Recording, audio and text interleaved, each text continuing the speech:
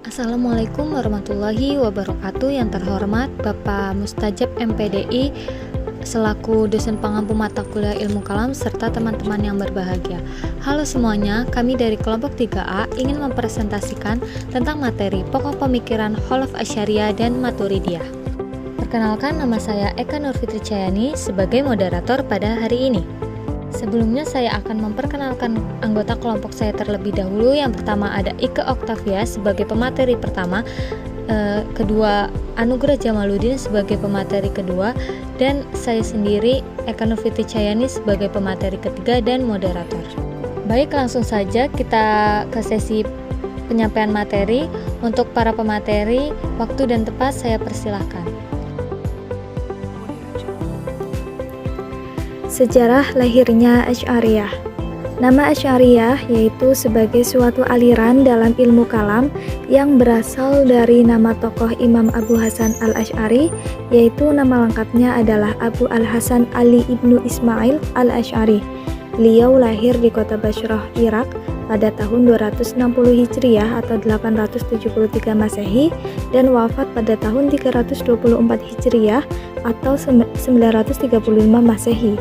Dengan menyebut nama Al-Asy'ari di belakang namanya, bahwa beliau mempunyai hubungan darah dengan Abu Musa al-Asy'ari, seorang sahabat yang menjadi hakam atau perantara dalam sengketa antara Ali bin Abi Thalib dengan Muawiyah bin Abi Sufyan.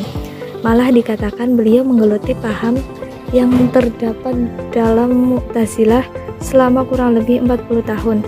Tetapi oleh sebab yang kurang jelas, beliau meninggalkan paham Mu'tazilah dan kemudian membangun suatu sistem teologi sendiri yang kemudian dikenal dalam sejarah pemikiran Islam dengan nama aliran Asy'ariyah.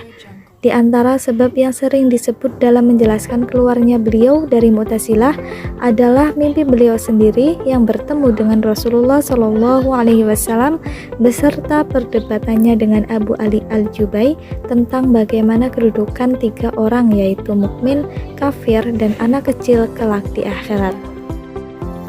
Selanjutnya yaitu cara berpikir aliran Asy'ariyah.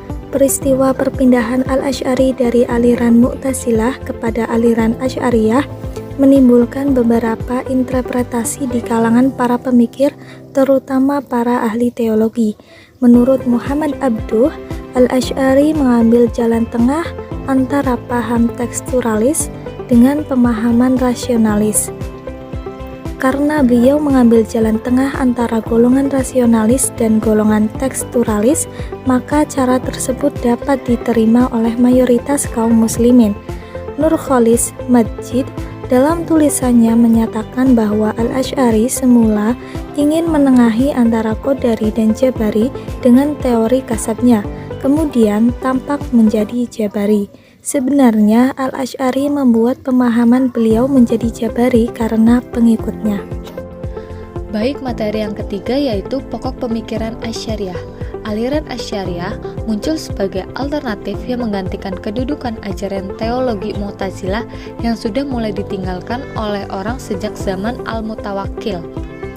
Diketahui bahwa setelah Al-Mutawakkil membatalkan utusan Al-Ma'mun yang menetapkan aliran Mu'tazil sebagai mazhab negara. Adapun ajaran teologi Asy'ariyah yang cukup terkenal diantaranya sebagai berikut. Yang pertama, sifat Tuhan.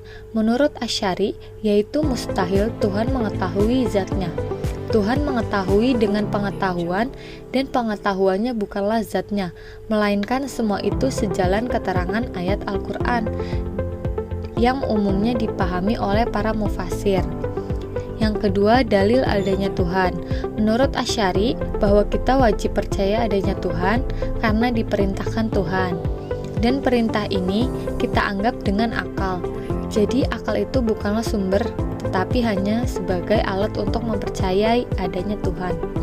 Yang ketiga, perbuatan manusia. Asy'ari menolak Qadariyah dan Jabariyah, dan beliau mengajukan paham kasab. Menurut beliau, bahwa sesuatu perbuatan yang terjadi dengan perantara daya yang diciptakan Tuhan dalam diri manusia, dan dengan demikian menjadi perolehan atau kasab baginya. Yang keempat,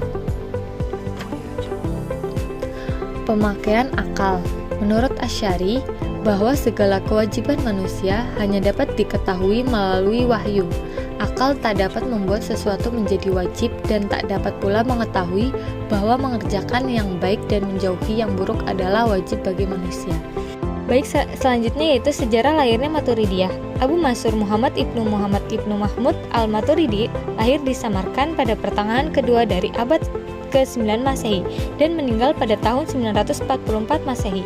Tidak banyak diketahui riwayat hidup beliau, namun beliau adalah pengikut Abu Hanifah dan paham teologinya banyak persamaannya dengan paham yang dimajukan Abu Hanifah.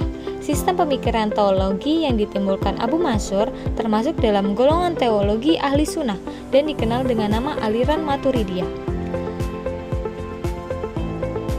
Al-Bazdawi merupakan pengikut penting Al-Maturidiyah. Nenek Al-Bazdawi merupakan murid dari Abu Maturidi dan Al-Bazdawi mengetahui ajaran dari orang tuanya. Al-Bazdawi sendiri memiliki murid yaitu Najm al-Din Muhammad al-Nasafi, yaitu seorang pengarang buku Al-Aqaidah Nasafiyah. Al-Bazdawi tidak pula selamanya sepaham dengan Al-Maturidi. Antara keduanya pemuka aliran Al-Maturidiyah terdapat dua golongan, yaitu golongan Samarkand pengikut Al-Maturidi sendiri dan golongan Bukhara pengikut Al-Bazdawi. Golongan Samarkand mempunyai paham yang lebih dekat kepada paham Mu'tazilah, sedangkan golongan Al-Bukhara mempunyai paham yang lebih dekat dengan paham Asy'ariyah. Baik, selanjutnya yaitu cara berpikir aliran Maturidiyah. Pada masa Maturidiyah sedang hangatnya perdebatan yang melibatkan ulama fikih dan ahli hadis dengan kaum Mu'tazilah tentang masalah teologi. Al-Maturidi sama halnya dengan Al-Asy'ari yang mengambil jalan tengah menghadapi kedua sistem pemikiran antara kaum rasional Mu'tazilah yang sangat liberal dan pemikiran kaum tradisional ortodoks yang ditegakkan oleh Ibnu Hambal dan pengikutnya.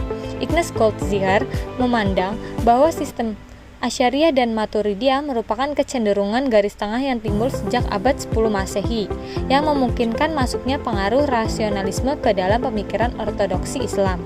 Al-Maturidi, pendiri aliran tersebut, mempunyai latar belakang pendidikan yang dipengaruhi oleh sistem pemikiran teologi Hanafi karena gurunya adalah murid dari Abu Hanifah yang pahamnya bercorak rasional.